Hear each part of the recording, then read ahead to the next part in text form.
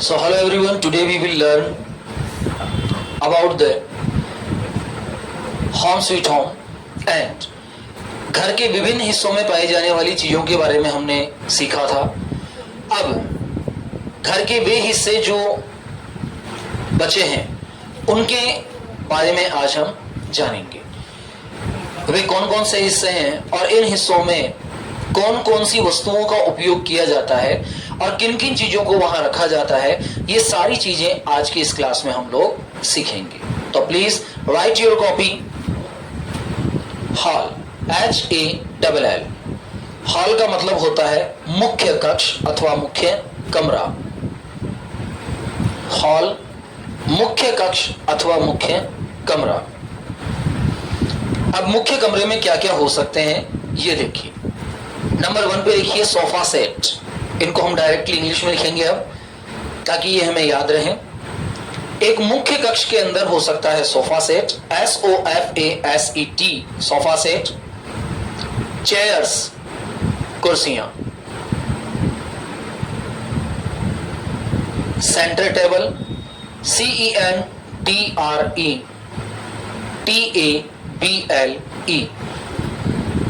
Centre table. Centre table, CENTRE, centre table. इसके अलावा मुख्य कक्ष में हो सकती है साइड टेबल, SIDE, TABLE। इसके अलावा हो सकता है छत का पंखा यानी कि ceiling fan, CEILING, CEILINGFAN, ceiling fan. इसके अलावा हो सकता है लैंप, LAMPS, लैंप्स। इसके अलावा हो सकती है लाइट्स, LIGHTS।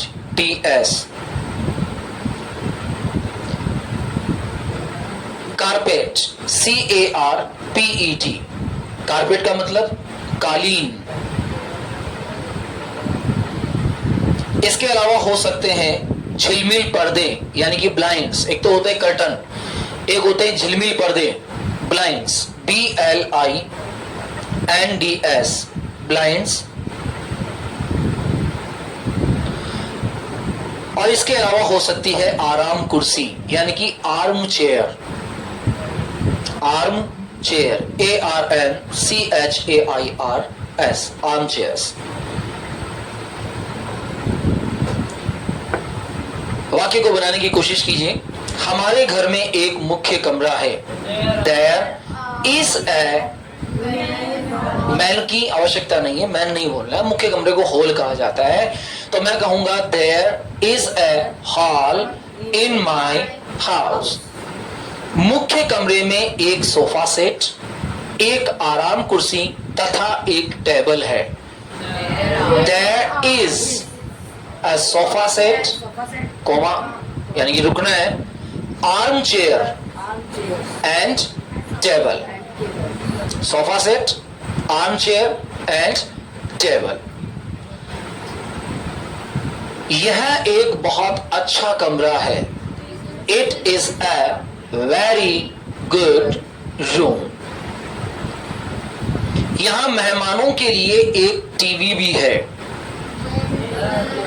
यहां, वहां नहीं, यहां। तो यहां मतलब here is also a television set for the guest।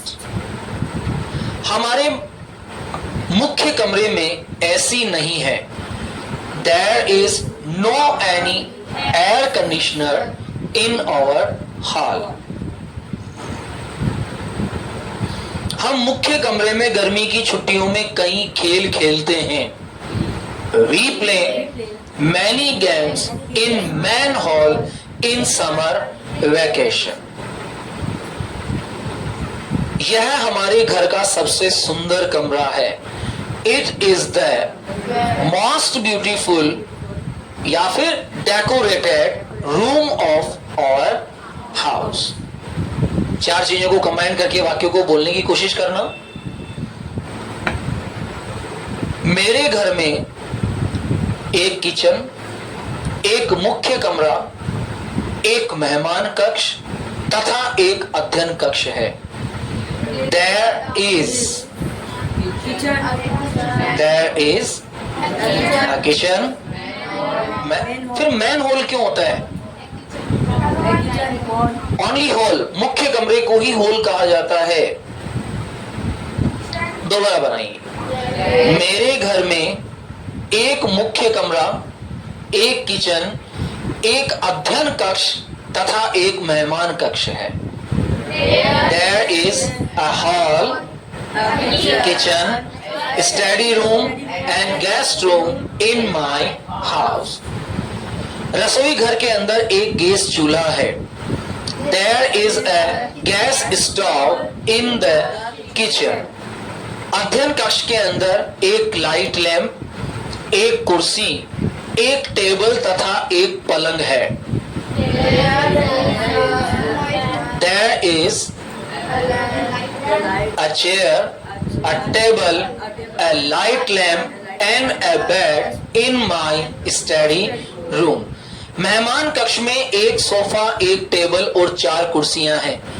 There are 4 chairs, 1 table and a sofa set in guest room। मुख्य कमरा हमारे घर का महत्वपूर्ण भाग है। The hall is the important part of our house। यह हमारे घर का सबसे सुसज्जित कमरा है।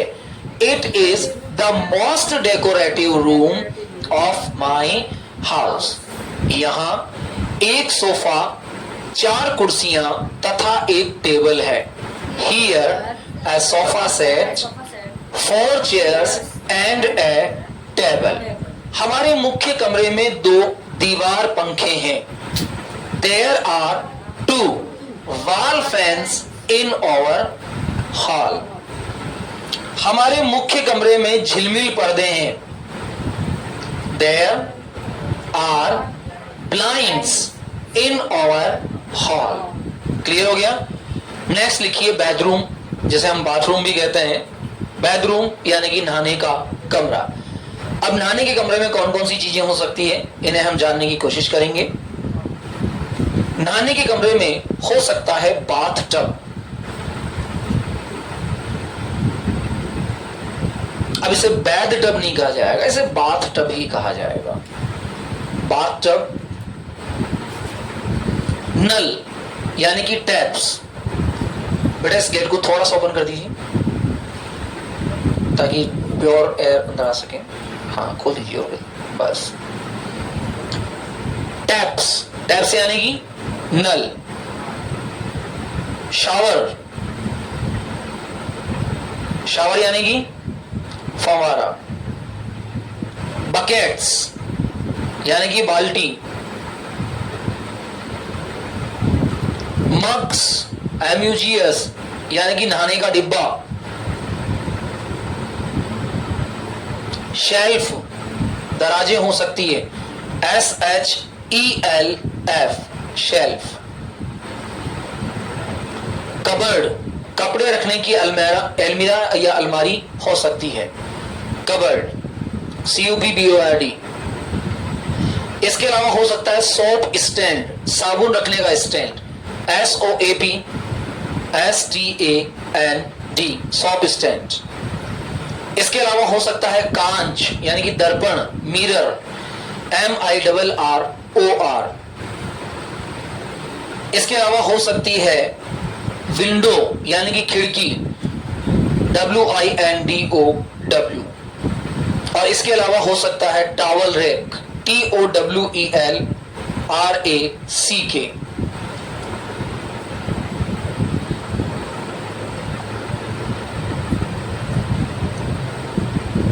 हमारे घर का बेडरूम बहुत छोटा है। The bathroom of our house is not so big। इस तरह से बोलिए। हमारे स्नान घर में एक नहाने का टब, एक बाल्टी और 2 नहाने के डिब्बे हैं। There is a bathtub, bucket and 2 mugs in our bathroom.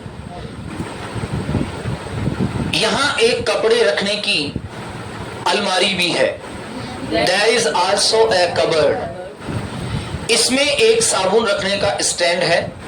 There is a soap stand. और यहां तौलिया रखने की जगह है. And a towel rack. समझ में आ गया.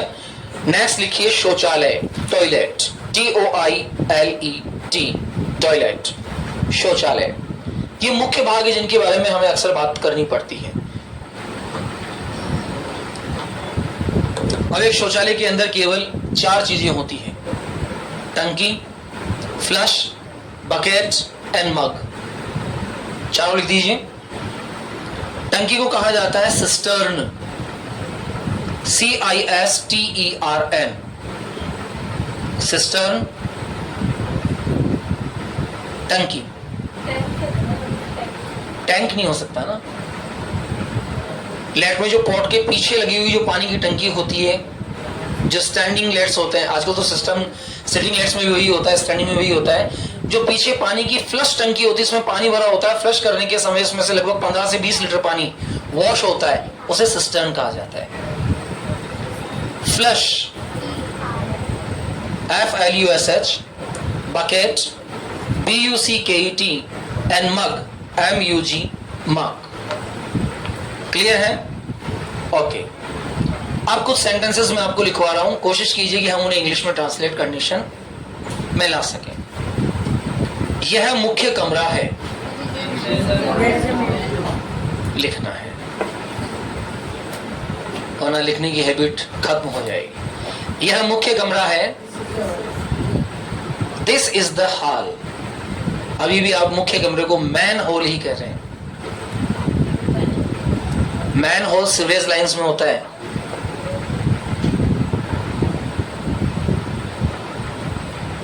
और हॉल नहीं, हॉल.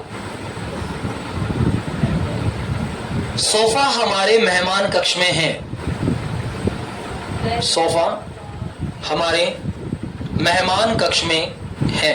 फटाफट लिखिए. 20 सेंटेंस लिखने और सभी बनाने.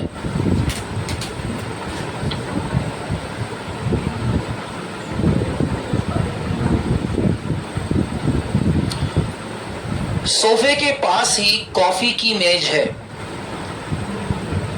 अब पास ही को कहेंगे नेक्स्ट टू या एट नियर, दोनों. नियर बाय कह सकते हैं, पर नियर बाय में ऑब्जेक्ट पहले बोलना पड़ेगा. कॉफी की टेबल है, चाय कॉफी की टेबल. सोफे के पास ही चाय कॉफी की टेबल है. सोफे के दोनों ओर आराम कुर्सियां हैं.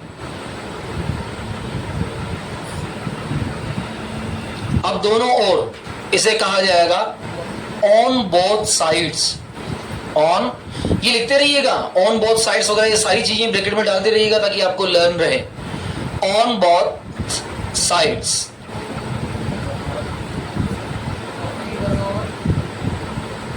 सोफे के सामने एक टेलीविजन सेट है. सोफे के सामने,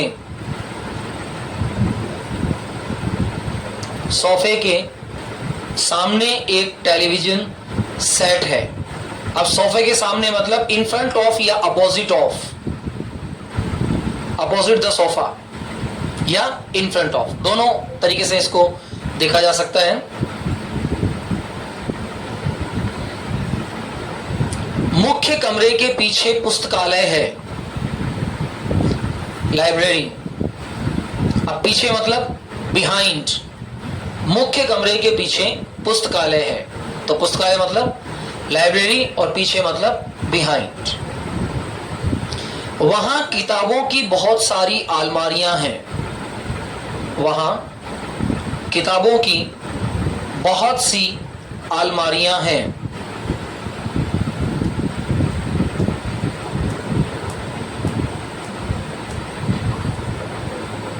इस कमरे में हम किताबें पढ़ते हैं और संगीत सुनते हैं. इस कमरे में हम किताबें पढ़ते हैं और संगीत सुनते हैं.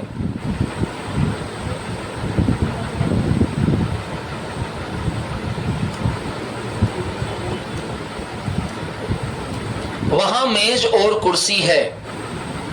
वहां मेज और कुर्सी है।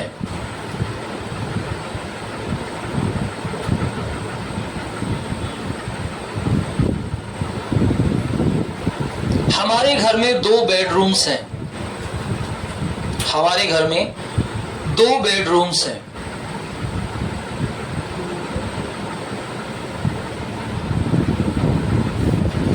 छोटे वाले बेडरूम में हम सोते हैं। छोटे वाले बेडरूम में हम सोते हैं।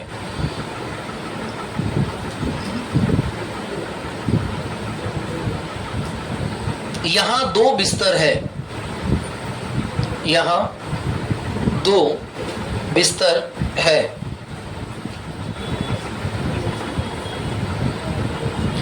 बिस्तर के दोनों ओर एक छोटी टेबल है।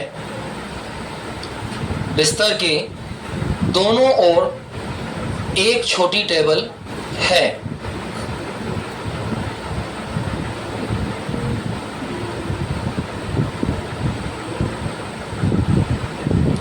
ड्रेसिंग टेबल के साथ एक बड़ा कांच है। ड्रेसिंग टेबल के साथ एक बड़ा कांच है। ये बिल्कुल टर्म से लिखवा रहा हूं सेंटेंसेस। अभी सारे सेंटेंसेस बेडरूम के चल रहे हैं। वहां कपड़ों की अलमारी है। वहां कपड़ों की अलमारी है।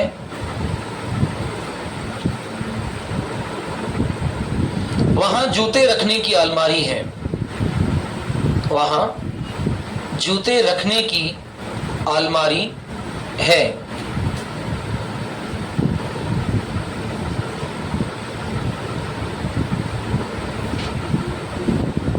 अब चलेंगे बेडरूम यानी कि बाथरूम के सेंटेंसेस। हम यहां रोजाना नहाते हैं। This is where we have a bath regular या डेली। वहां पानी गर्म करने की मशीन है, गीजर। वहां पानी गर्म करने की मशीन है। There is a geyser for hot water. वहां बाल्टियां और मग है। There are buckets and mugs.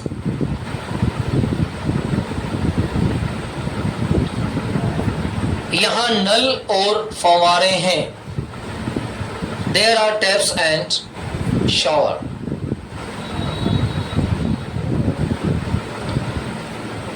वहां एक आईना है। There is a mirror.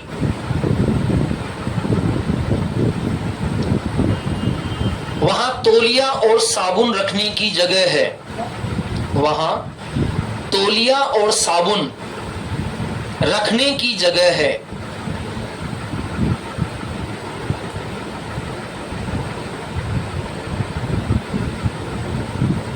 वहां एक अलमारी भी है जिसमें बॉडी लोशन, तेल, कंघा रख सकते हैं। वहां एक अलमारी भी है जिसमें बॉडी लोशन, कंघा, तेल रख सकते हैं। बात करते हैं किचन की। किचन वह स्थान है जहां हम खाना बनाते हैं। लिखिए, किचन वह स्थान है जहां हम खाना बनाते हैं। किचन वह स्थान है जहां हम खाना बनाते हैं। किचन वह स्थान है जहां हम खाना बनाते हैं। किचन में एक गैस वाला चूल्हा है। किचन में एक गैस वाला चूल्हा है।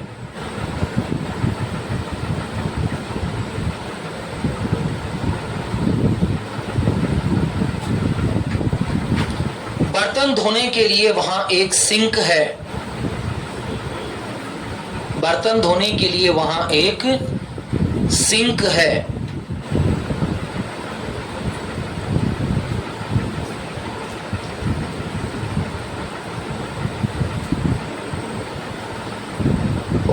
कपड़े धोने की मशीन भी है, वहां कपड़े धोने की मशीन भी है।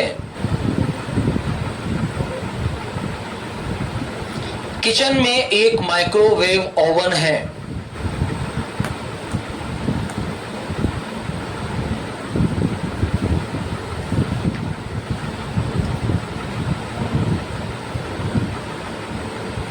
किचन में 3 अलमारियां भी हैं।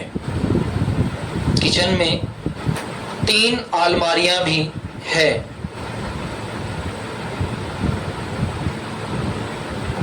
और किचन का लास्ट सेंटेंस लिखिए, किचन में एक पानी साफ करने की मशीन भी है। पानी साफ करने की machine, water purifier, water purifier.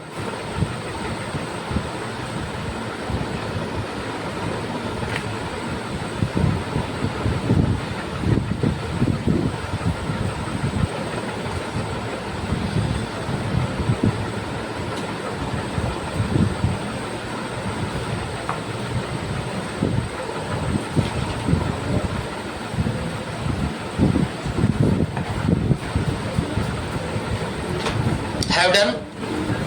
That's good. vocab section की ओर चलते हैं वापस। लास्ट vocab स्पीक आउट कीजिए।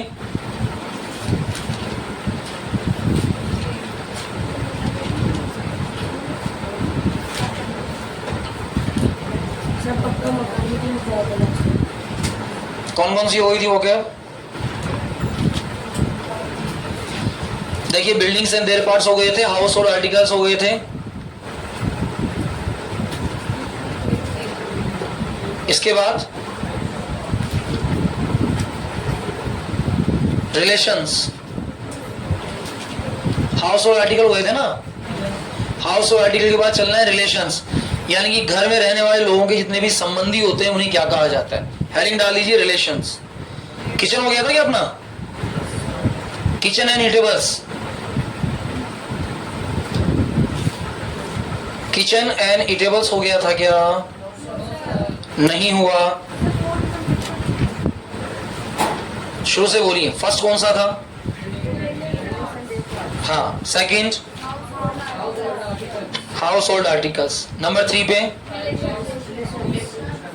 रिलेशंस। तो रिलेशन को 4 पे करेंगे और उससे पहले कर लीजिए आप कैरल्स एंड ईटेबल्स। नहीं हुआ क्या? हाँ, तो किचन एंड ईटेबल्स कर लीजिए पहले। Kitchen and eatables.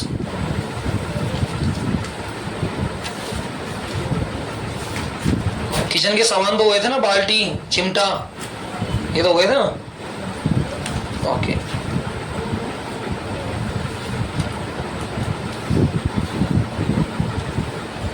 Last word कौन सा था आपका? पिंसर्स। हाउस होल्ड आर्टिकल का लास्ट वर्ड बोलिए।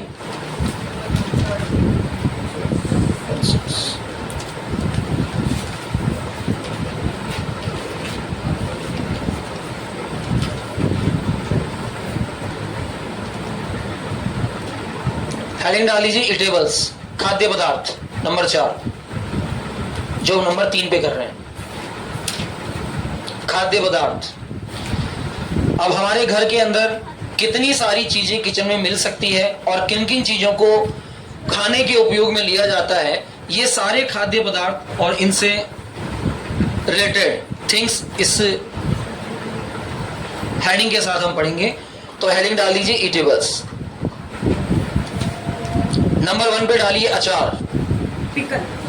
अचार को इंग्लिश में कहा जाता है पिकल। अचार, पिकल। अनाज, अनाज को कहा जाता है ग्रेन। अनाज, ग्रेन। अरहर की दाल। Have done? Then why you did not write the relations? RELATIONS, relations। जिन जिन लोगों से हमारे संबंध हो सकते हैं अथवा होते हैं उन सभी के नाम हम इस रिलेशंस कैटेगरी में डालेंगे। सबसे पहले लिखिए मेहमान, गेस्ट। सभी वर्ड्स लिखने हैं, भले ही मैं आते हूं। मेहमान, गेस्ट। अध्यापक, टीचर। मां, मदर। किराएदार, टेनेंट, TENANT, टेनेंट। मां, मदर, किराएदार, tenant, TENANT, tenant. Tenant means किराएदार। उपपत्नी, मिस्ट्रेस, MISTRESS, मिस्ट्रेस। गुरु, प्रिसेप्टर, PRECEPTOR,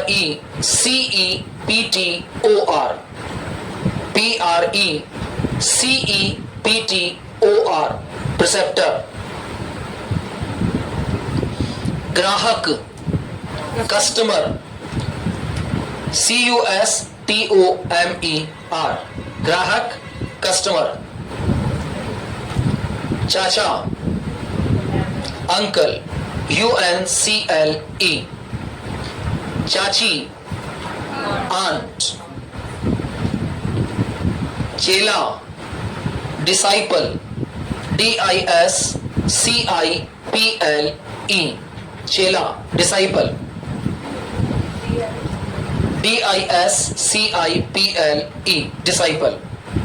जमींदार, DISCIPLE, डिसाइपल। जमींदार, लैंडलॉर्ड, LANDLORD, लैंडलॉर्ड। साली, जेठानी, देवरानी और ननद, चारों के लिए की वर्ड है। साली, देवरानी, जेठानी, ननद। Sister in law, sister in law.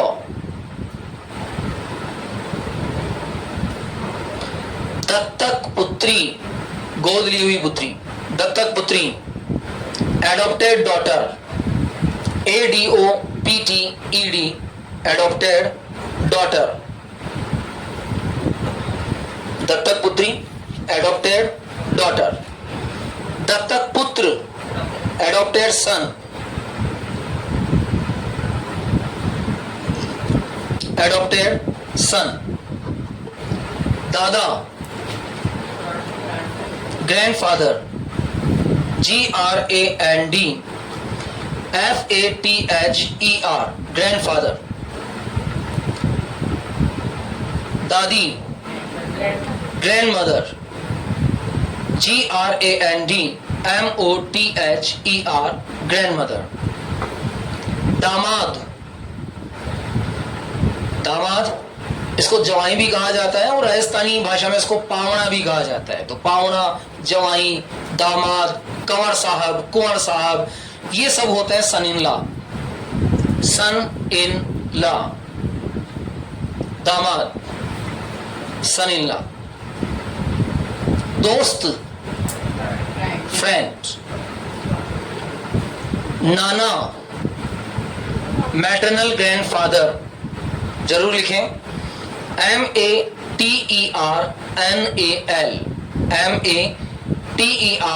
MATERNAL, maternal grandfather. और दादी,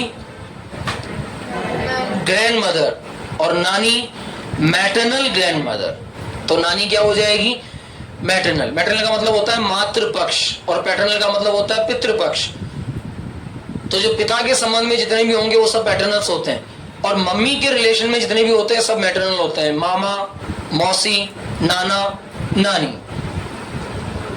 पति, हस्बैंड, HUSBAND, पति, हस्बैंड। पत्नी, वाइफ।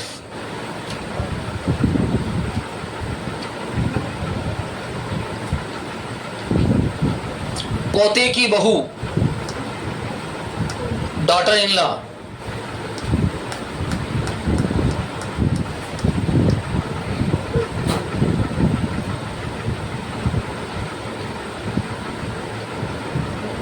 पिता, फादर। पुत्र, सन। पुत्री, डॉटर। प्रेम, लव, अफेक्शन, LOVE,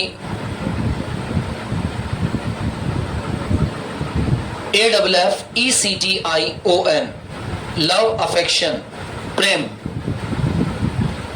प्रेमी, लवर, LOVER। बहन, सिस्टर, SISTER, सिस्टर। बहनोई, बहन का पति। बहनोई, brother in law, brother in law.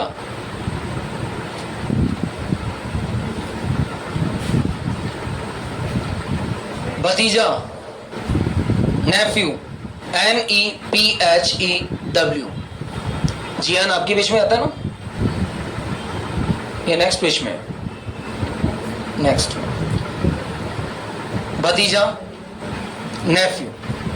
भतीजी अथवा भांजी, नीस, NIECE, नीस।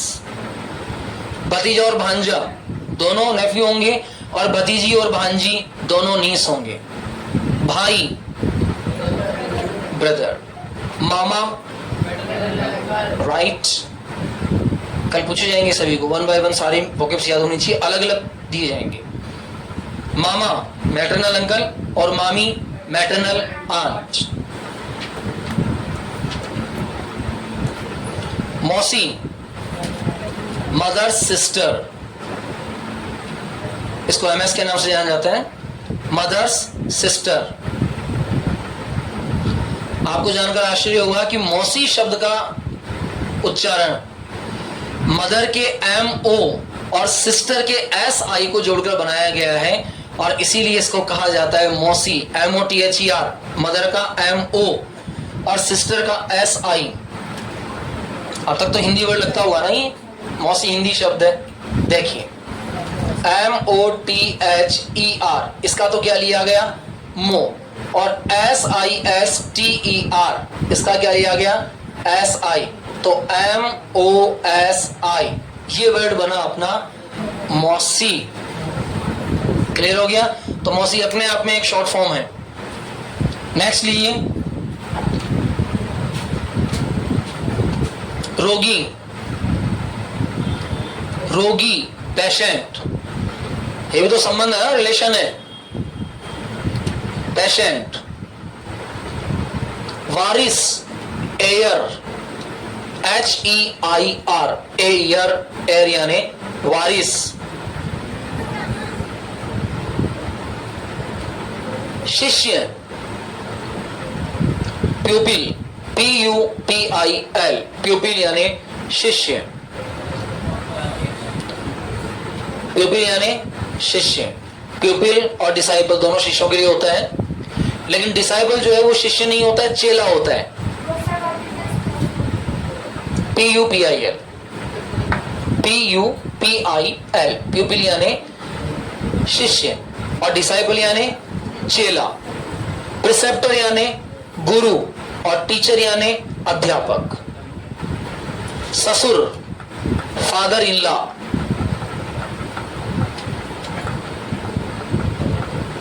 ससुर, फादर इन लॉ। सास, मदर इन लॉ। सास, mother in law, MOTHERINLAW, mother in law. संबंध, रिलेशन, RELATION। और संबंधी, रिलेटिव, RELATIVE, रिलेटिव। सौतेली बेटी, step daughter, STEPDAUGSTER, step daughter.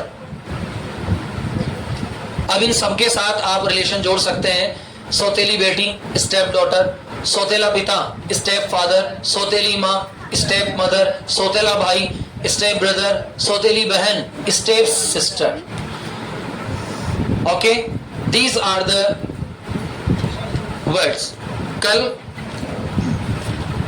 Oral vocab drill किया जाएगा जिसमें जिस मेंबर को जो वर्ड्स दिए जा रहे हैं वो उन्हें प्रिपेयर